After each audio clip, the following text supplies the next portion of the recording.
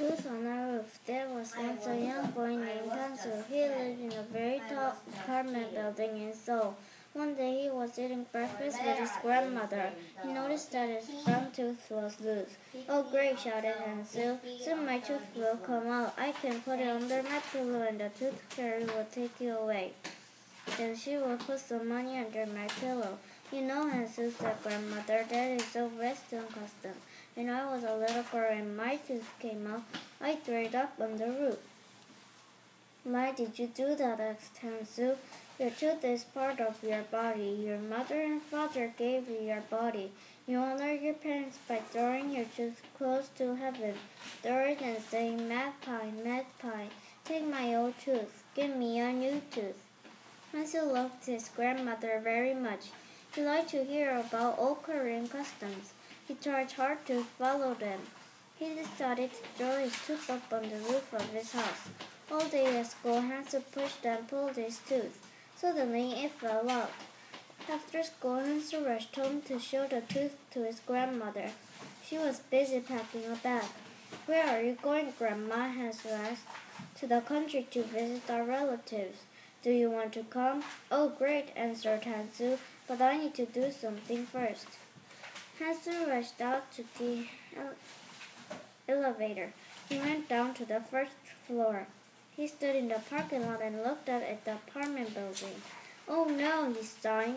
"How can I throw this tooth up so high?" Hansu was a very good baseball pitcher. He decided to throw the tooth up on the roof.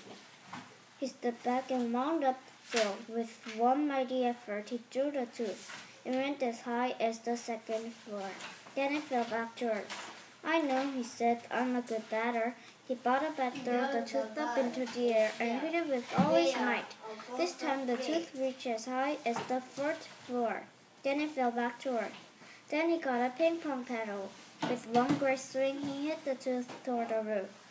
It went as high as the fifth floor. Then it stopped and fell back to the ground. He felt a little frustrated, so he decided to use his slingshot. He pulled on the slingshot and let it go. The tooth flew toward the roof. Just then a swallow saw the tooth. He thought it was a piece of corn and grabbed it, but it wasn't. The swallow dropped the tooth and flew away. Hansu picked up the tooth. Just then grandmother came out the front door. "Come on, Hansu, you must go now. Hurry, we have to catch the train." Hansu was sad. He couldn't throw the tooth up on the roof. He put it in his pocket. He and his grandmother headed for Seoul Station. After a couple of hours, Hansu and his grandmother arrived at Cheonan Station. They took a bus to a small village in a beautiful valley. "Look, Hansu," said grandmother. "See that little house? I lived there when I was a little girl." "Did you throw your tooth up on that roof?" asked Hansu. "Yes," answered grandmother. "That's the very roof."